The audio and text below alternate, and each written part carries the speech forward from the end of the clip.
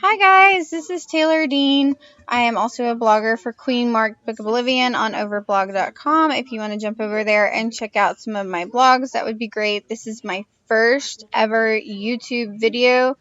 I'm very new to it, and this is horribly done because it's done from my webcam computer. But I have recently found that I need to jump on the Defend E.L. James bandwagon thanks to my husband and honesttrailers.com. Okay, one, as a person who read the book, saw the movie, researched the characters,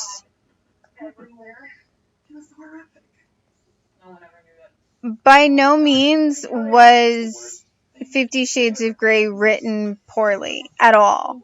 It's fanfic. It's fun. It's a book that E.L. came up with herself. It took a lot of work for her to honestly research, the S&M stuff that happens.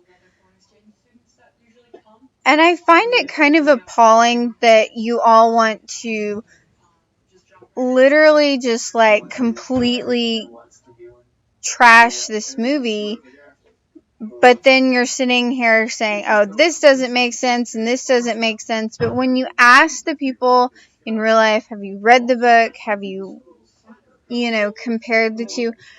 They're always saying, no, I haven't read the book. I have no care to read the book. Why watch the movie? Why did you care to see the movie? Why do you have an opinion on something you're not following? I mean, I don't quite understand that. And of course, for E.L. James, the book is always better than the movie. I liked the movie.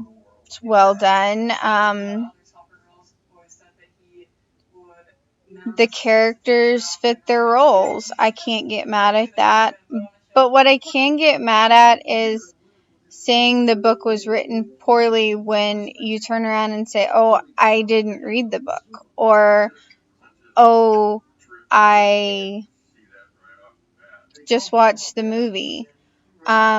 You all basically say that Dakota Johnson was very stupid in this movie and that Anastasia Steele's character was stupid. She was not stupid. She was naive. She's young. She's never been in a relationship, let alone this kind of relationship.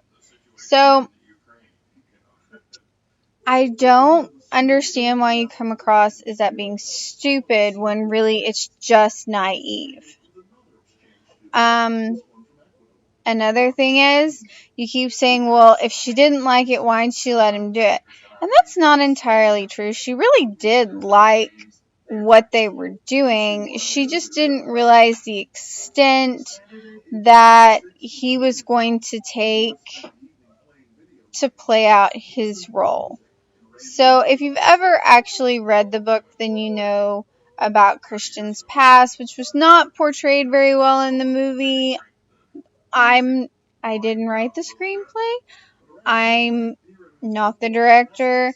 A lot of people missed out on the internal conversation that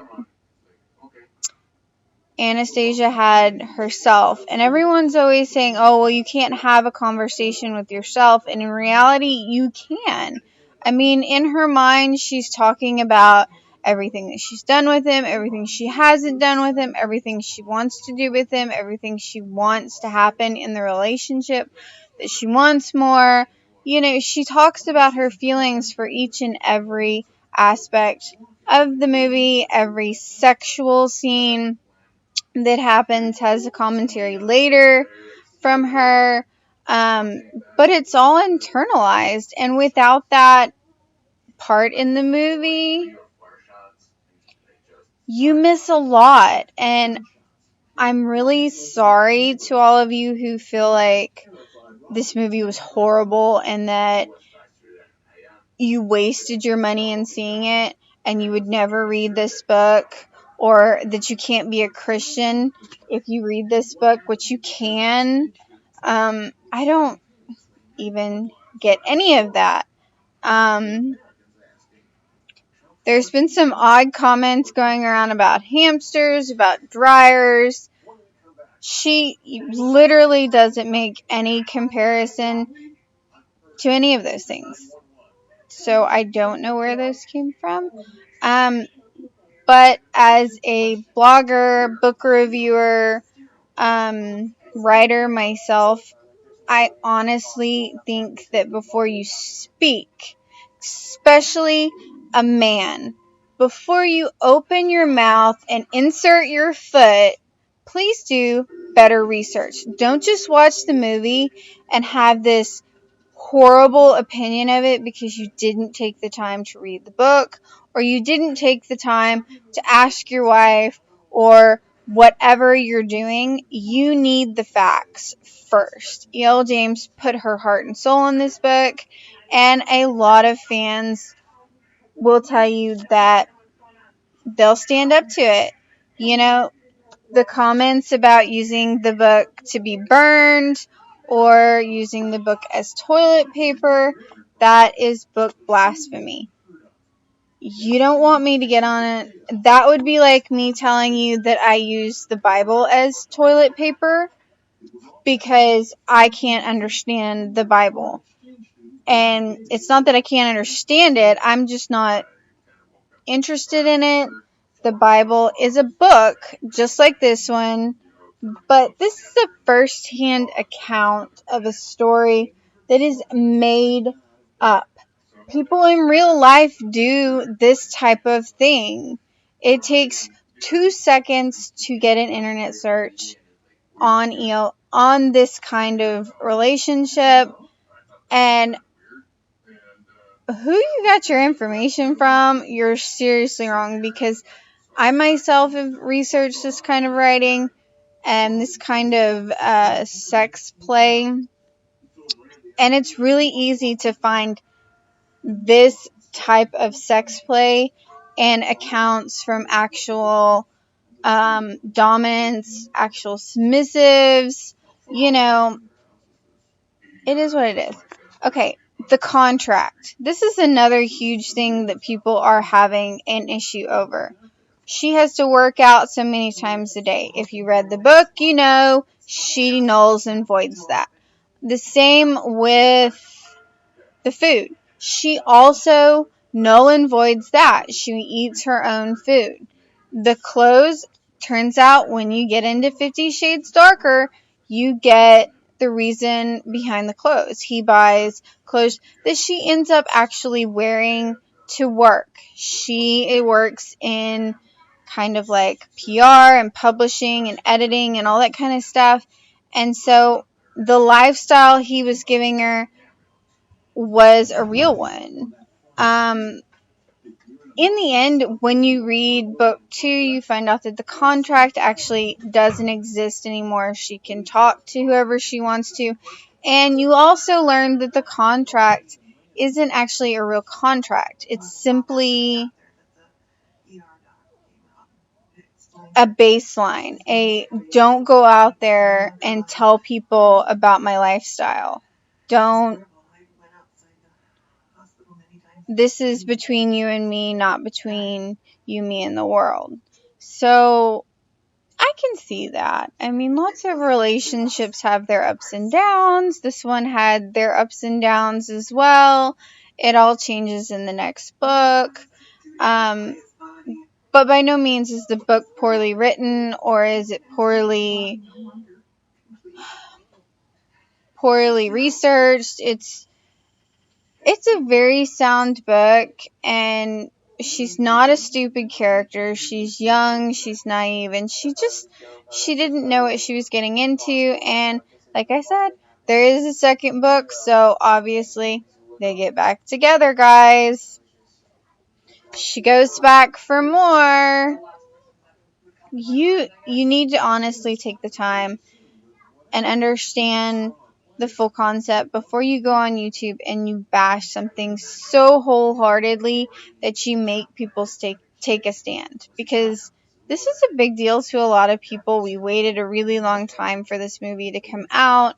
We're going to wait an even longer time for the next one to come out. And we really just kind of don't want to constantly be standing here defending the thing that brought so many people together. I mean, E.L. James is the reason so many authors are who they are today. I mean, Abby Glines, Jamie McGuire.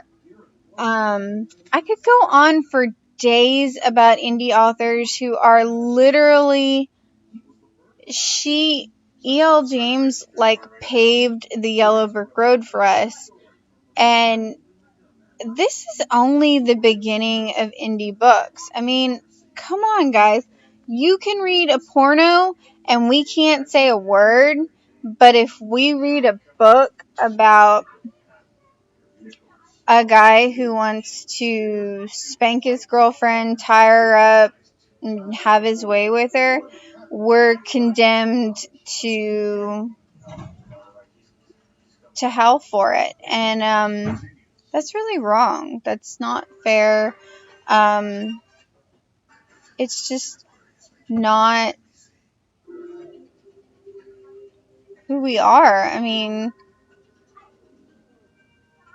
it's a book. It's fun. It's an escape from reality for most of us. So to have to get on here and have to justify so many topics that are untrue and completely and utterly irritating is beyond me. I will link the Honest trailer down below. I will also link my blog, which also has more information on it. I will make sure that you have any information you need, and feel free to comment. Honestly, good feedback, bad feedback. All I'm saying is I'm Team E.L. James. I will be a fan of 50 forever. That's my opinion, and you have yours. So I'm just opening up the gate. Thanks, guys.